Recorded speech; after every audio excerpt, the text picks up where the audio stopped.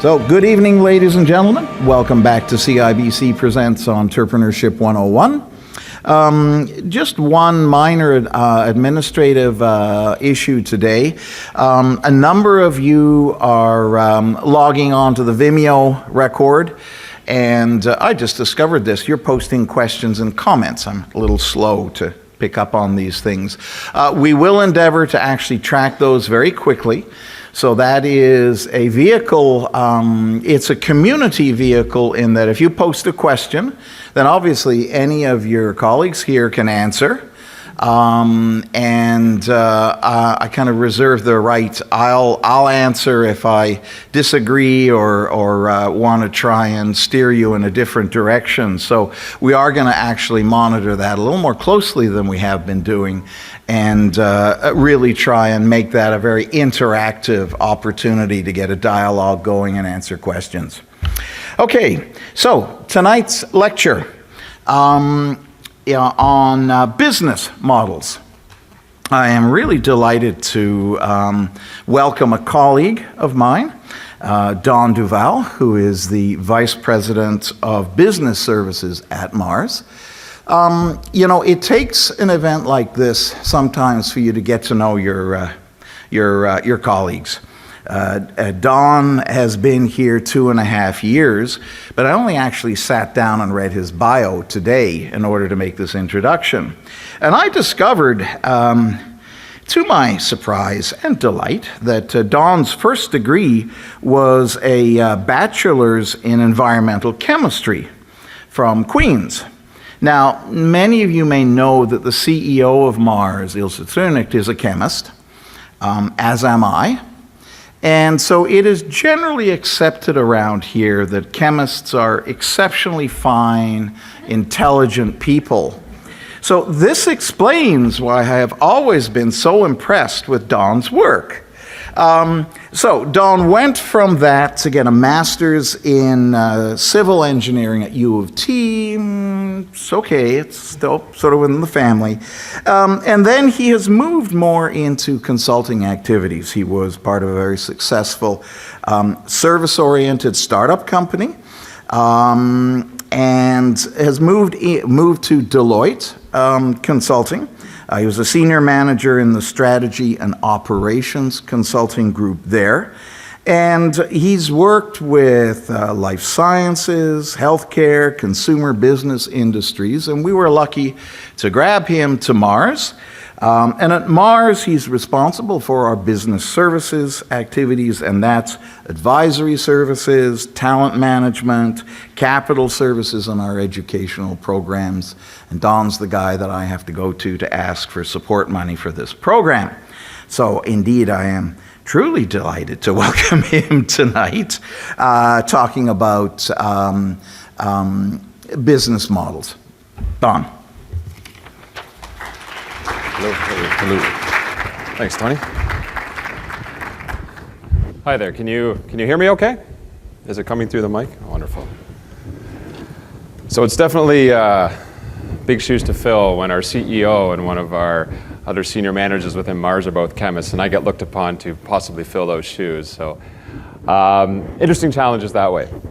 So judging by the audience tonight, first and foremost, welcome. And I'm assuming this is the audience that wants to figure out how to take their product or their service and make money out of it. That's the impetus behind today. So there's 3 key objectives that I want to achieve. First, I want to make sure that everyone appreciates the importance of clearly defining your business model. And we'll walk through some common definitions of a business model to make sure that we're all on the same page, and we'll introduce a few frameworks. Because you hear the term business model used all the time. What is it? What does it mean? What does it mean to my business?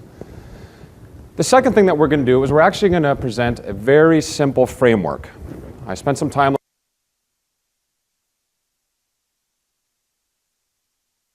simplified model of, there it goes. Still there? Are we good? Okay.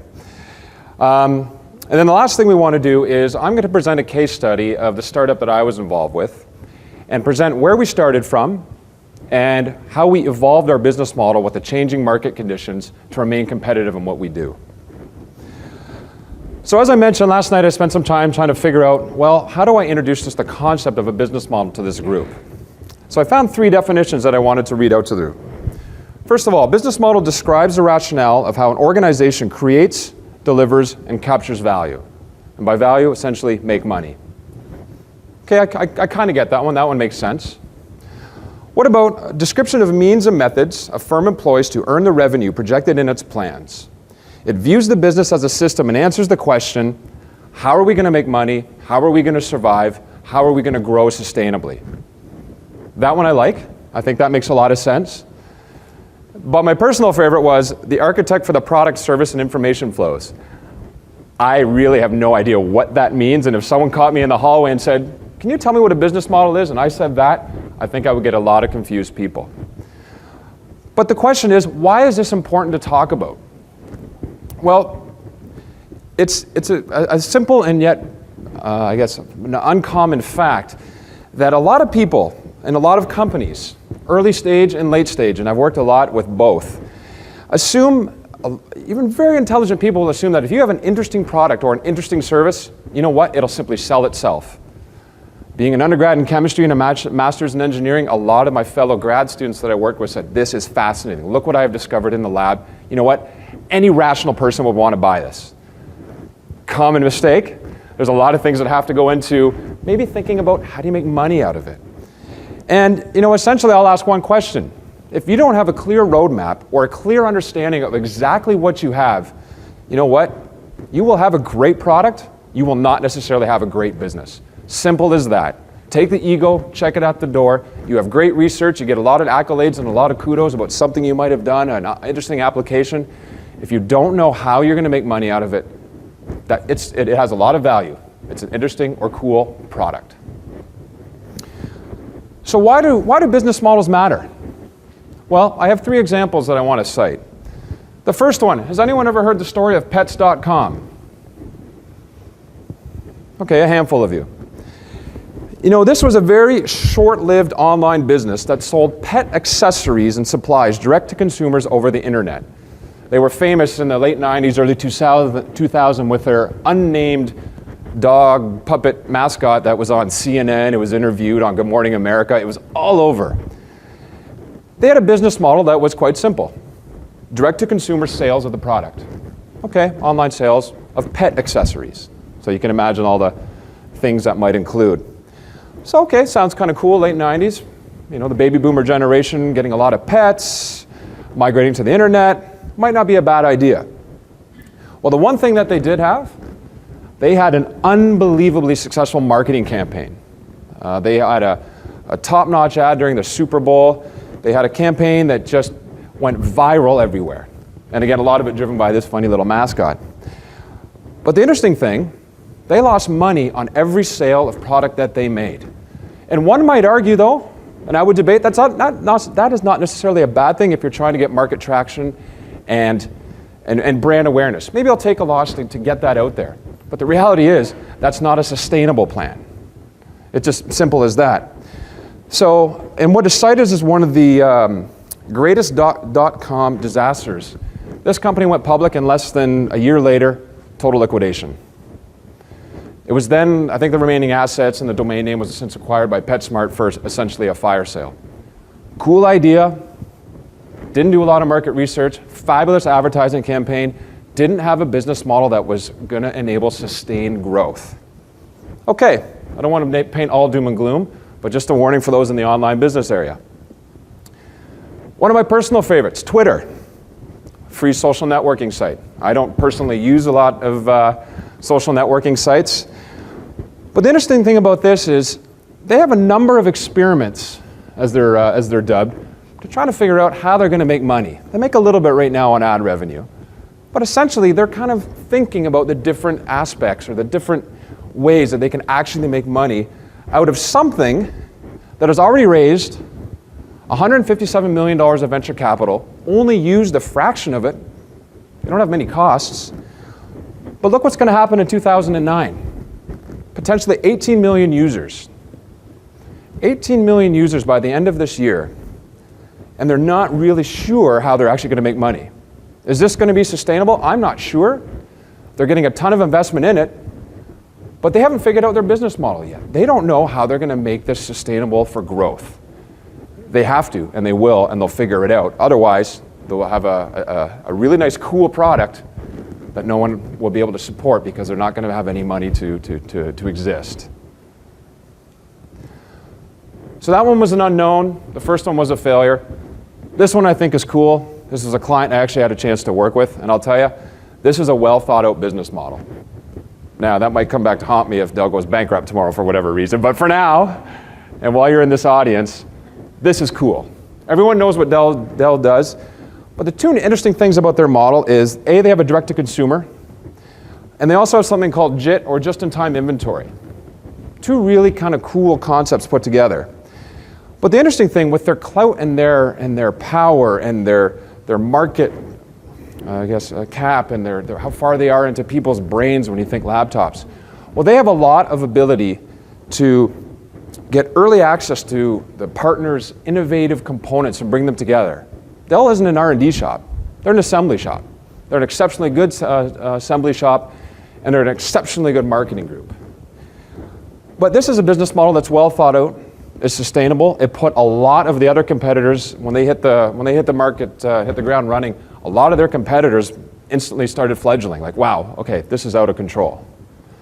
So 3 examples there that kind of give you some insight that, you know what, you can appreciate understanding your business model and how important it is for sustainable growth. So what I then opted to do is, okay, while searching through the definitions, I discovered, what is the framework that I can help communicate to you to say, how do you want to look at your businesses? How do you want to look at your companies? Where you're going tomorrow? Where are you going a year from now? So I found one that I grossly simplified for the purposes of tonight and has 4 components to it. Look at your business or your plan from an infrastructure perspective. What are your core strengths? What are your core assets? Who are your partners? These are the elements that you're going to need to take into account when you move forward.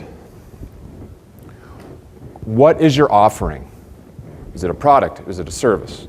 Is it added functionality? Do you have multiple products? Put it on paper so you can clearly see it. The part I'm most passionate about, who are your customers and how are you serving them? Do you want a transactional relationship with your customer, or do you want to build a partnership with your customer? Recurring sales, is that important? Or is it transactional? One-off, is it a high margin business? Low margin, high volume business? What does it look like? How do they pay you? What's your cash to cash? You need to think these things through to be very clear. And again, the litmus test that I use, if you're caught in the hallway and I said, tell me about who your customers are and how you serve them. If you don't have a good answer, then you know we haven't thought this through. And the piece that goes along the bottom that encapsulates all the elements of those 3 is the financial. These parts here are going to somehow be linked to revenue, and they're also going to have cost elements to them. You need to understand those. But the part right here is probably the most important. You can't look at these from a business model perspective individually. Yes, you build them and you get a good structure around each one, but when it comes down to it, if you don't have a clear understanding of all 4 of these, and you can picture not knowing one of the 4, you're going to have troubles realistically looking at me in the eye and say, yes, I have a very succinct business model that's going to be able to evolve. Okay, so as entrepreneurs, this is something that you will never, ever have the ability to say. Be clear on that. What I want to do is share with you the startup business that I was part of. Not only for you, but this is probably the first time that many of my colleagues will hear this story. How things went. And when I had the opportunity to do this lecture, one of the things that I really thought through was, did we actually go through an exercise like this? And I'm a bit of a pack rat, and I actually kept all my notes from the concept and inception all the way through to when I sold out my stake. And I was able to put things together to a reasonably good ability as to A, what we did in terms of analysis to say, what are we going to do? But most importantly, I was able to actually find out over an 18-month period how we evolved our business to actually stay relevant, stay competitive, and have sustainable growth. So I want to share that with you tonight. And the key objective of this, though, if you think of the 3 objectives I listed at the beginning, is to take these and hopefully you can apply them to what you're doing. So, I'll give you a bit of a company snapshot. Founded in 2002 in Toronto. It was myself and a former partner from the consulting days. We were with a firm that encountered some financial difficulties, so it was kind of a push model, if you will, to become entrepreneurs because we didn't want to go to just a regular Joe job. So we said, you know what? Literally sitting around one night, we said, let's just try to do it on our own. And what we were going to do was not unlike what we were doing in our day-to-day consulting jobs before. Our mission was to offer strategic and tactical operations and supply chain solutions. That was the first thing it was written. Essentially, a 2-person consulting shop. Arguably, not really a business at this point. And I'll go into a bit more detail as to how that migrated. We were pretty clear on who we wanted to have as our target customers. We focused on growth-oriented, distribution and product-oriented businesses greater than about $250 million. Pretty straightforward. The interesting thing about this time, which has some similarities to now, although I think things have dramatically improved over the last 6 months, is we picked a really tough time to say, hey, we're going to do this. We started in January '02. Well, they were still reeling over the tech bubble. Enron had happened not far, probably around September, October of 2001. So there was a huge loss in confidence in business consulting, if you will. And we were not far off of September 11th. So a bit of a tough situation. So the last element of the company snapshot, this is a bit of a summation, is that the company actually was acquired in 2007. The only reason I do acquired is I don't know the full details of how it happened because I sold out in 2005. I pursued other endeavors. So I can't give you too many details as to what the final price was. So, using the model, this is the exercise that we went through. Okay, so from an infrastructure perspective, what did we have? Well, we had an exceptionally strong background in strategy and ops consulting. We had a very good understanding of the market, the competitors, and what our differentiation would be relative to them. We had relatively good connections. We already had what I call a warm customer pipeline. And depending on what business you're in, this is exceptionally important to kind of get the momentum and get a head start. We had a lot of contacts already that we would, if you were to ask me tomorrow, who are you going to call tomorrow? What customer or potential customer for that matter would you pick up the phone and call tomorrow? Well, we had a list of about 50 that we said would answer our call. That gave us a huge amount of momentum and excitement that, you know what, okay, I think we have something here from an internal infrastructure. But the other element, we did know we had some challenges. No one's really going to take us seriously. We didn't really have a formal name at this point. We did the whole marketing and branding exercise and spent arguably way too much money, but we ended up doing it anyway to appear more professional. But we did realize at the time that we would have challenges about doing anything large scale, and that was fine. But we do know that we had some strengths and weaknesses just internally from our infrastructure. From an offering perspective, well, as I mentioned, our product was consulting. And I know many of you here are on the technology side, and we're going to migrate to that because we ended up going down and developing a product, a software application. So kind of bear with me as I get through some of the boring part of this presentation. But it gives you a sense of when we first started out, we knew what we were good at, and we knew what we could sell, and we knew what we could sell well. The work that we focused on, again, what we did in our consulting days, sourcing, operational, strategy, network modeling. We had credibility and we could easily demonstrate that. Our product was short. We were in and out, 2 to 3 month projects, but we wanted to make sure when we get to the customer slide, we were in and out of that project, but we were not doing a transactional model in terms of our relationship with our customers.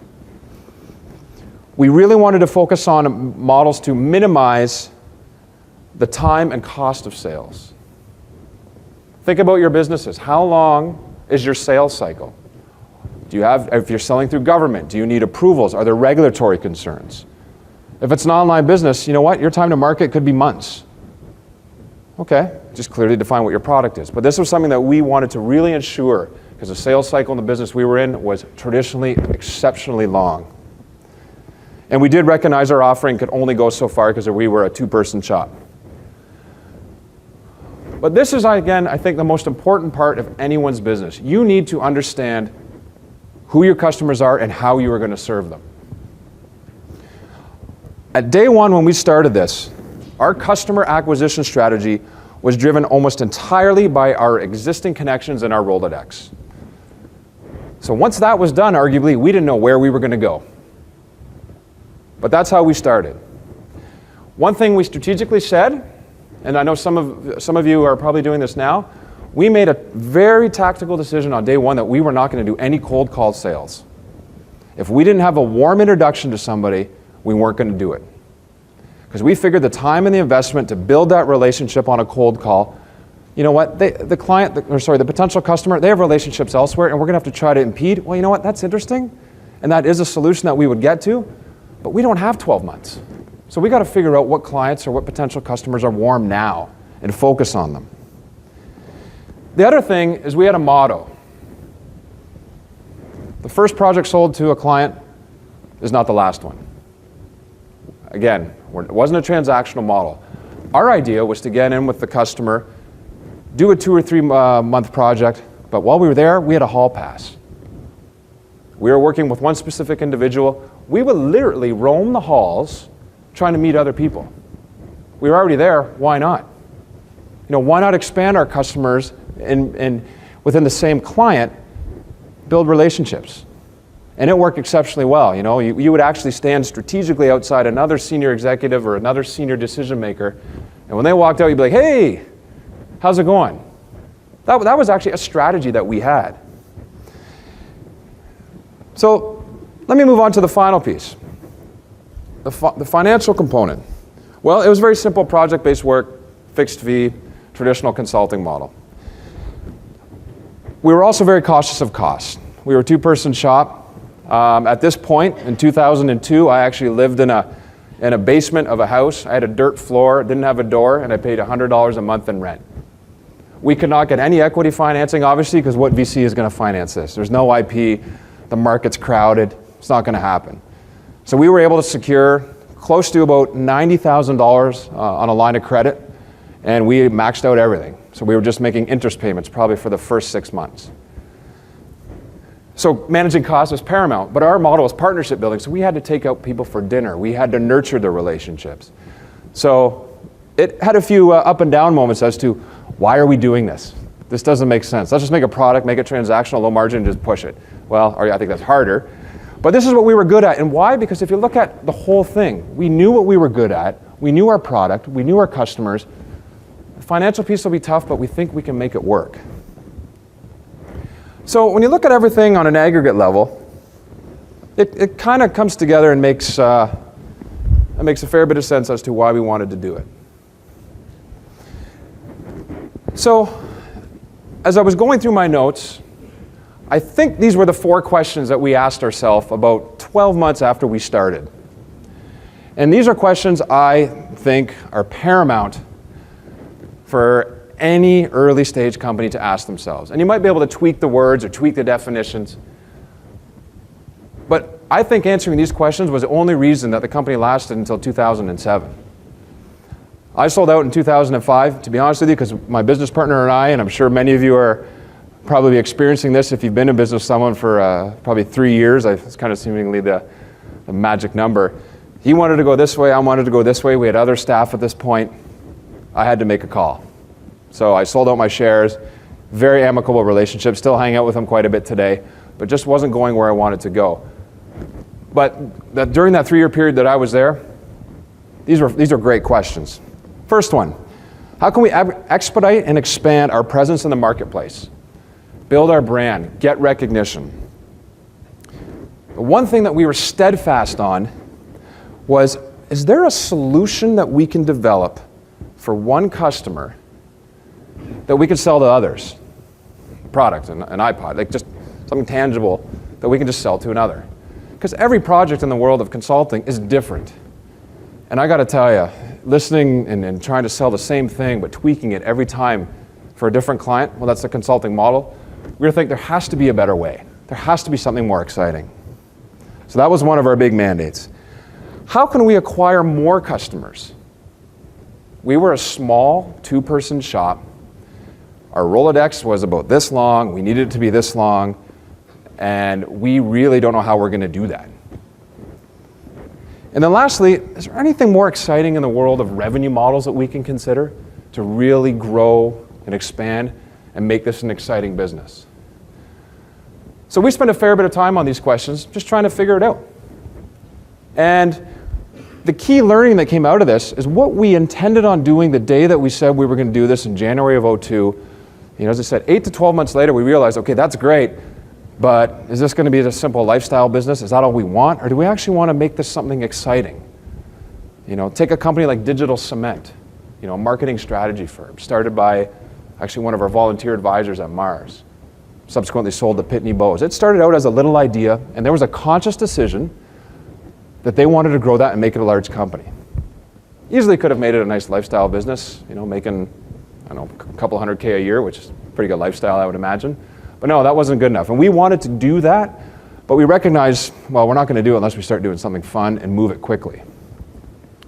So, the next few slides here speak to the evolution. And I'll go through each question individually. So how do we expedite and expand our presence in the marketplace? Well, I'll do a contrast to how the business model evolved.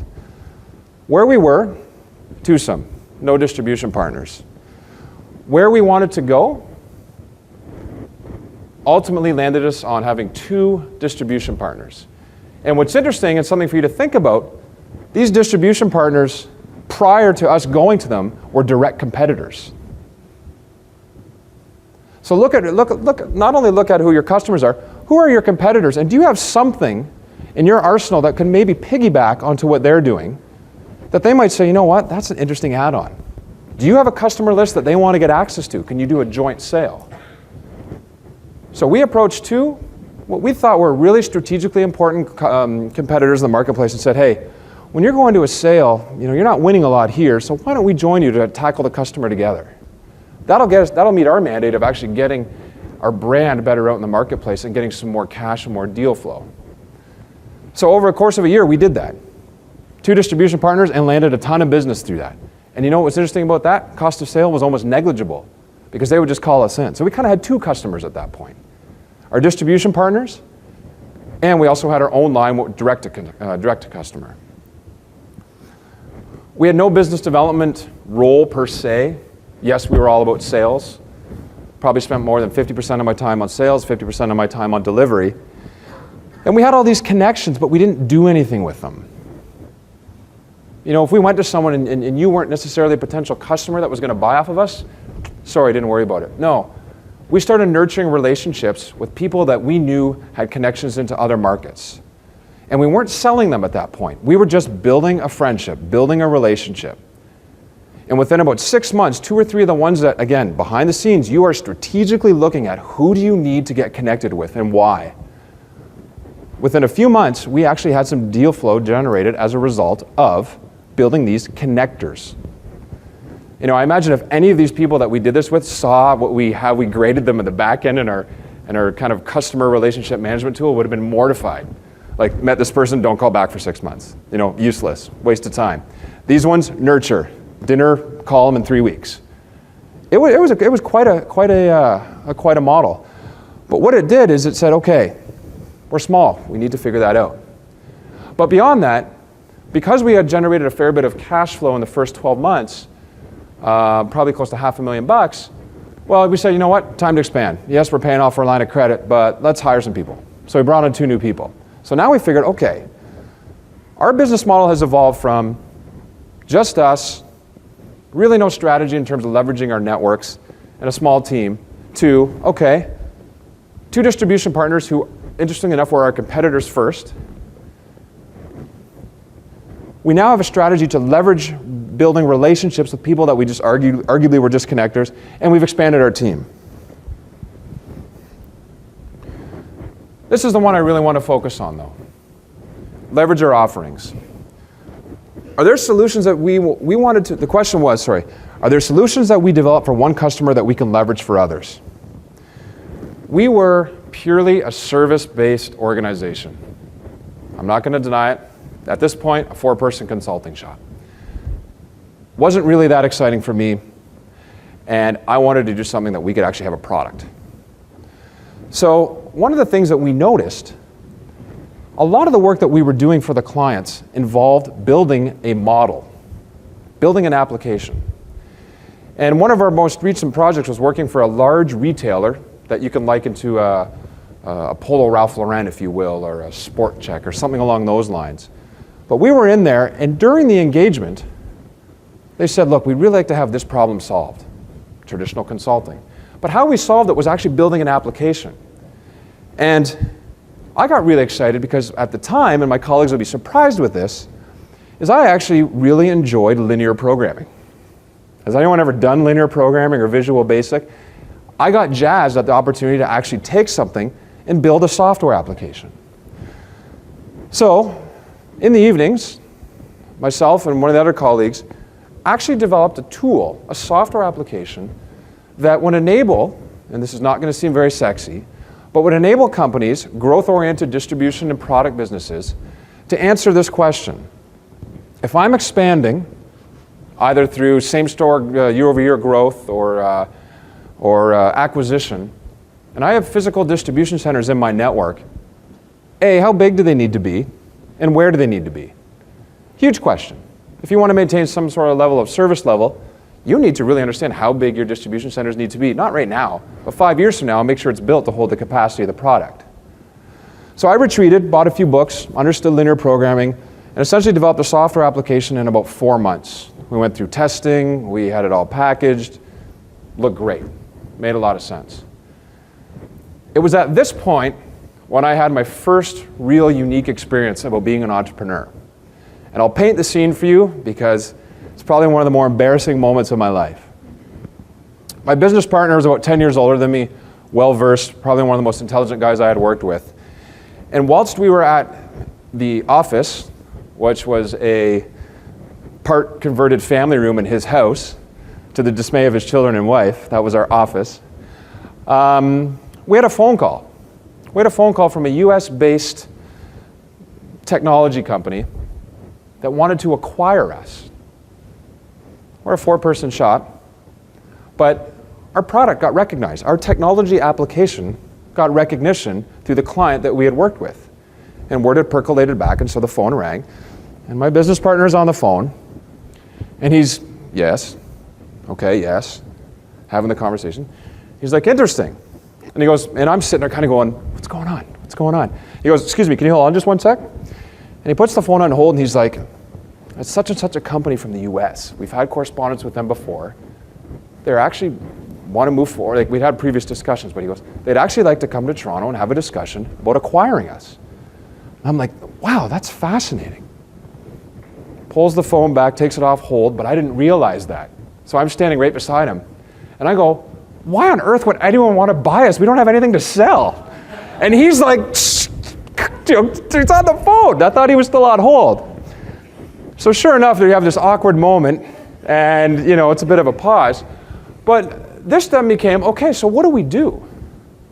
It hasn't really been tested. It's been used really on 1, maybe 2 customers, arguably. But we just finished doing this. So we were trying to figure out what to do, and in the end, the negotiations went on for about 3 or 4 months, and it wasn't a good deal at all. They were much larger than us. It was going to be of no benefit. So you know what? Didn't work out. Ironically enough, that's the company that subsequently came back in 2007 and did do the full acquisition. But from a business model perspective, now what do we do? We have a technology, a software application, and we have a service business. Do we license the technology? Do we sell the technology independent? Do we put it in a box, put it on a shelf, and do a transactional model? Maybe low margin, high volume, and try to push it. Why didn't we do that? There were other competitors in this place that would swallow us up. It just wouldn't make sense. It wouldn't fly. And there would be a perceived quality challenge if we tried to come in at a low cost. We knew that. We said, okay, so that's not going to work. So our business model transition was to go from a service-based industry to a company that had a technology and a service. I would highly recommend you look at what you're doing, and if you're developing a product, and you can't look me in the eye and say, you know what, I have differentiated IP, I know there's a large market opportunity, I have a strong management team, and I'm going to sell this product this way through these distribution channels. Think about a service element. Is there something more you can offer to your business model? Why? Well, look at what we did for the service model. All the things that we did to get customers, build our infrastructure, help support a technology solution that we didn't even have 3 or 4 months prior to all the work that we were doing. It was all working out. It's a really neat combined model. But the other really interesting thing is that we discovered that we had unrealized in-house technology skills. That was me. I had no confidence, and I don't know if anyone has gone through this, I had no confidence that everything I made would just be kind of unique, not unique, be kind of bland.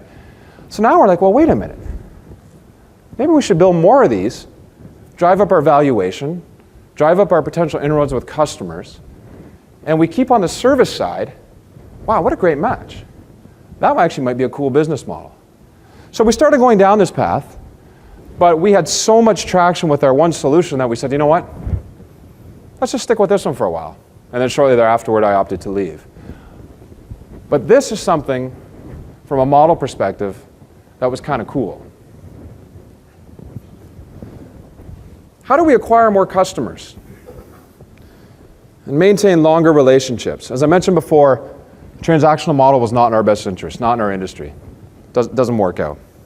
So where we were, traditional fee for service. Either charge on an hourly basis, or we say, here's the work that we're going to do, 3 months, and then we're out. Well, I would say this is the precursor, the freemium model. Is anyone doing online businesses? Is anyone thinking of doing something like that? This proved, if you get it right, proved to be exceptionally successful for us.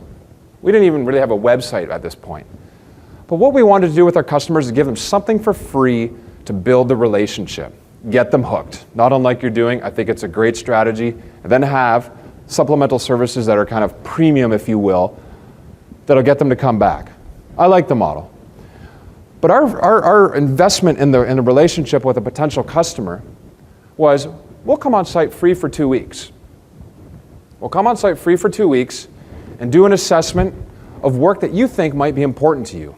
Because a lot of time in our business, the customers didn't know exactly what they wanted, but they had a need to fix something. But they didn't know what the product or the solution looked like. So, we would go in and say, well, let's do something for free, the freemium model. But while we were there, had the hall pass, was always in sales mode. The reason that we did the free assessment was not only to build a relationship with a client, but it was to meet other people and get referrals to other customers. So if you can apply that methodology to whatever you're doing and whatever it looks like, I think it's a great idea. Again, I'm imparting what worked for us. It may not work exactly for you. But once we introduced this, A, it was a differentiation in the marketplace, but B, the amount of connections and things that we made, we could barely keep up. And that kind of speaks to the last point as well. When we were in at a client site on this 2-week free thing, it was a loss leader, investment in a relationship, but it was purely designed to leverage the fact that we had a hall pass in this organization. So this is where it got a little bit complex. Now we have a software application, and we have a arguably fairly profitable consulting division. So is there anything interesting that we can do from a revenue model perspective? Well, all the elements I've been speaking to already talk about all the creative things that we've done to enhance our revenue. But we still debated, should we license the technology? Some of our competitors might benefit from this. So we actually had negotiations with some of our distribution partners saying, you know what? We actually do want a transactional relationship with you, just for a little bit. This technology will make your business better, but we don't want you to own it. We want to control it. You can license it from us. And we had a couple hits doing that. And again, I had no idea if that was the right decision or not. But the fact remained, the reason I wanted to have that license model, as silly as this sounds, when you migrated to the transactional relationship, there was really no support. I wanted them to stay in touch with me as their supplier, so I could go there, build more relationships, get a hall pass. If it was a licensing deal, it was almost like a membership card. That was the only rationale why we did that. So, why do business models matter? What I've walked you through were the 4 key questions that we had, where we were, and where we evolved over about an 18-month period. Pretty dramatic. Over that time, we doubled our size, grew our team from 2 to 4. We added distribution partners who, ironically enough, were our competitors. We grew our business, which started out as something I don't even really call a business. 2 people consulting. Those are single shingle guys just out there, earning a buck. Not really a business, even if they have a fancy marketing campaign, which we ultimately did. But where it got interesting is when we had a technology, an actual tangible solution, a software application, and we said, what do we want to do with it? We added a service.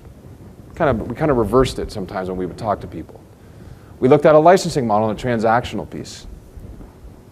We did the freemium model before the word freemium was cool.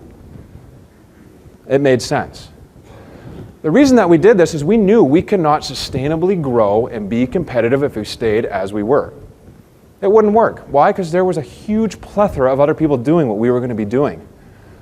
We were able to do a competitive landscape and say, we're different for a whole suite of reasons. It's our new business model. And where the company ended up being in 2007 was entirely different than where it is now. Where it was then. You have to evolve. You got to look at the changing conditions. You got to look at your infrastructure. If your talent changes, well, your business model changes. You can't deliver on a lot of these things. If your products start to change, well, that's going to impact who your customers are and how you sell. And then all the components along the bottom and the financial, it's going to impact how you generate revenue, your creative revenue models. Your costs might skyrocket if you want to do something. If you don't look at all 4 pieces together, I don't think you're going to make an informed decision. And ultimately what you might have, as I said at the beginning, a really cool product or service, but it won't be a sustainable business.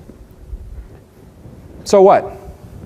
Well, my favorite line here, and I don't remember the exact numbers unfortunately, but we got close to the millions, the million 5 or something like that, when all was said and done after about 24 months, I believe. But what we did by evolving our business model is we increased our sales funnel by 300%. And when I say funnel, if I were to ask you tomorrow, who are the 10 customers you're going to call? I'd say just 10. I'll tell you the 50. We maintain a list diligently that if we ever got caught in a hallway and we wanted to demonstrate that we knew what we were talking about just amongst us internally, we made sure that we had that rehearsed. So our sales funnel was our key to our success, and we grew that by 300%. We grew our revenues pretty significantly over a short period of time. And what's more interesting is I don't want to call it profit because we kept investing the money back in, but we had free cash flow after you paid our salaries of about 400%. Pretty significant over 24 months. We would not have been able to do this if we didn't explore those other opportunities. And the trend continued. Again, I don't know what the final numbers were in 07, but I probably should have stuck around, but oh well. So I just want to summarize a few things here as we close out before I take some questions. I go back to the 3 objectives of this evening's lecture. Appreciate the importance of clearly defining your business model. Use that framework if you'd like. But you need to look smart and be exceptionally confident about your business. If you don't understand your business model, how can you improve it? How can you evolve it? If I say, what are you doing today tell me about your core assets, your core strengths. Okay, define your product. Who are your customers? How are you selling to them? Talk to me about your revenue and cost structure. If you can't do that now, or at least have a good sense as you grow your business as to what that looks like, it's going to be a tough situation. Because I guarantee you, when you put it all together, you say, hey, here's our customer strategy, here's what we want to do, but you don't have the infrastructure to deliver, well, something's got to give in order to build that roadmap to get there. And in doing that, putting all those pieces together, you can clearly articulate your competitive advantage. And the thing that I think really makes it helpful is you can explain, especially if asked by a venture capitalist or an angel investor, which I'm assuming some of you will need, especially in the technology space, they'll look at your model and say, you know what, this looks a lot like pets.com. Looks a lot like it. This is an online business, you're going to sell something. Maybe you just have a product. Tell me what's different about your strategy, your business model compared to theirs. I would argue you have somewhere between 5 and 7 seconds to convince them that you do have a differentiation. And they might say, well, who is it? Is it your target market or is it your product? What core assets in your management team do you have that they didn't? Let me see your financial cash flows. If you can't do that, you get one shot. You get one shot in those meetings, and you got to be very clear as to what your structure is. And I'll emphasize this point again, and not to belabor it, but once you've drafted all the elements in each of those 4 categories, make sure it fits together. Build the map.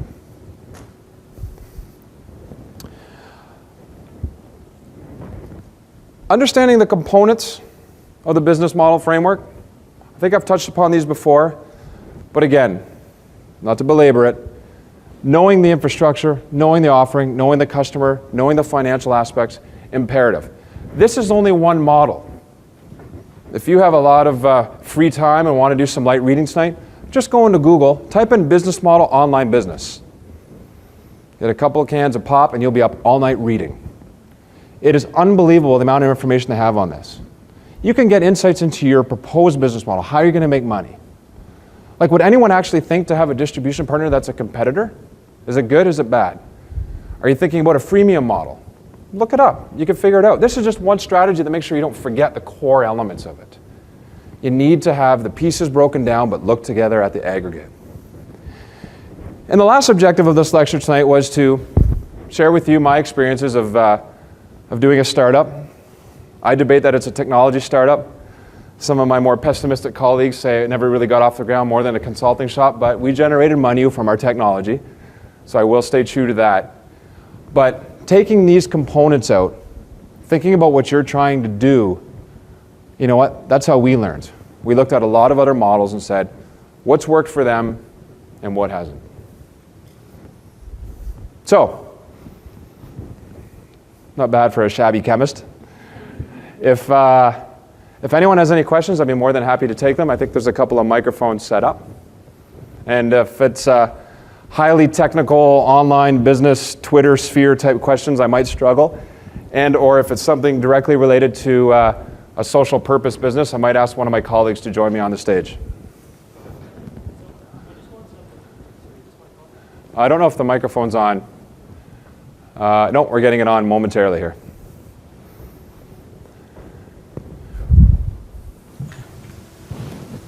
Do you need to do something? Oh, there you go. Okay. I have a question about building relationships. So let's say you wander in a hallway and you bump into a VP of operations. What steps do you go through to build a relationship with that person? Do you take them for lunch and talk about business? Do you give them game tickets? What do you do? Well, the first thing you don't do on the thing you don't do on the first encounter is start selling. Hey, here's my business card, here's our service offerings, and assume that they're gonna be impressed that you have such a great business.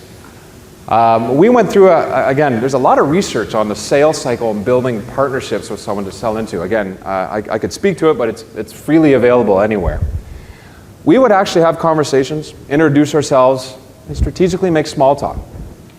Next one would be going for coffee or going for dinner.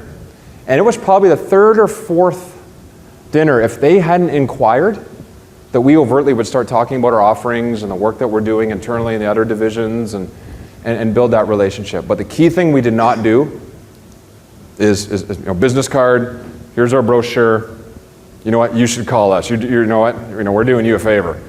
No, it was almost like a marriage. It's almost like courting. It's like dating for the first few dates. You don't want to push too fast, but you just want to make sure you're there and build that relationship slowly but surely. Yep. Do you think there is enough of a science as opposed to just an art in building a business model to be able to differentiate between best practices and a systematic approach to actually building a model? In the sense that would it make sense to create a black box whereby following a set of objectives and initial conditions, it would actually output the perfect business model for your company in that industry? Well, yeah, if I understand the question correctly, you're going to learn as you go. So when you first start out, if it's a bit of an ambiguous black box, and if I'm off, please reemphasize your question. But when you first start out, it is going to be a bit of a black box. And you're going to learn and you're going to evolve and things are going to come together. But the one thing I fundamentally believe is that spending time getting educated, getting practical, getting logical, and getting smart, all those elements about your business model far exceeds the cool factor of being creative. You can say, I got something kind of cool, you don't really need to structure it, I know it's going to work. You know what, you fall into that category of, hey, I have a cool product, I don't understand why everyone just won't buy it. That's creativity. That's innovation. That's wonderful. That's not commercialization and business success. So if you recognize that and say, hey, it's a little blurry right now, but I'm the creative one of the company, and that's fine, but it needs to migrate to, okay, now we actually got to think this through, take the black box off, make sure we understand these 4 components, if you will, and that to me will be the key enabler to be successful, because that only can last so long. So do you think it's an art or science? Do you think it's completely subjective in a matter of creativity and educated creativity? I liken the art to mean the creativity, so I would actually say there's more of a scientific approach to it. I think there's enough research out there that you can do that would far exceed the value of it being an art. I firmly believe that. Okay. I've worked with a lot of creative people, and again, if I'm likening your art versus science to creative versus practical, I don't know if that's the right measure, but that's how I liken it. I would say that the artists are the ones with the cool products, cool technologies, but the science are the ones that say, I know actually how to make a business out of it. And we could debate that one, but that's just my personal opinion. Thanks. Thanks. First of all, thank you very much for a great presentation. And I just have a question about one point in your presentation that you talk about joining forces with your potential competitor to increase the success of your business. But can you talk about some risk? Like you're a startup company, then they might take away your customer or your technology, or they might, get the concept and stuff like that. Practically speaking, we didn't think it through very well at the beginning. The contracts that we ended up signing precluded us from developing long-term relationships with select clients that they introduced us to. And what would happen is, at least 2 occasions in the US, we spent a fair bit of our time there, we would be introduced to a client through a distribution partner.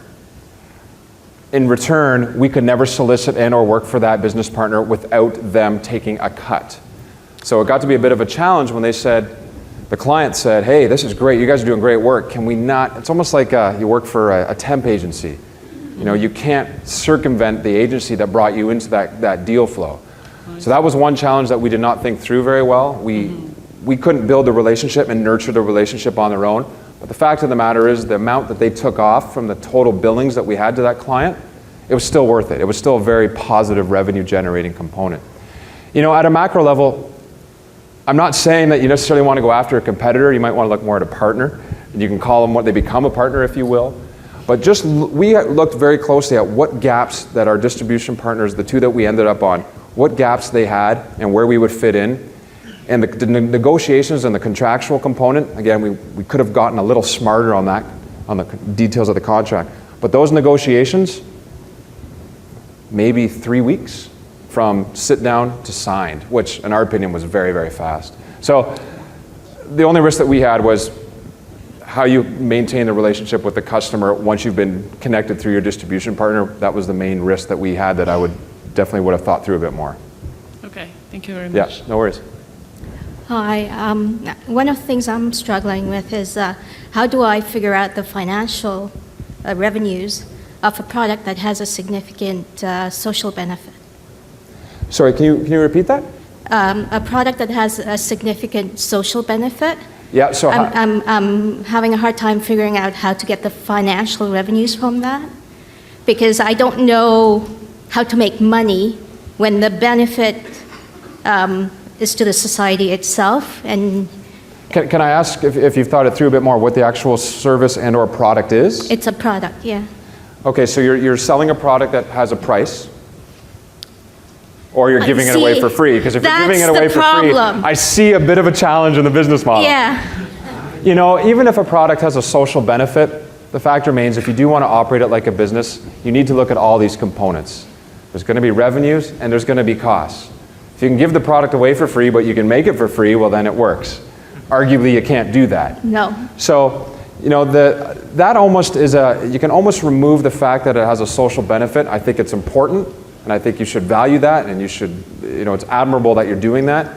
But the fact remains, if you want to operate it in a commercially successful environment, and I'm not even talking, it doesn't have to be a for-profit or a non-profit, that doesn't matter.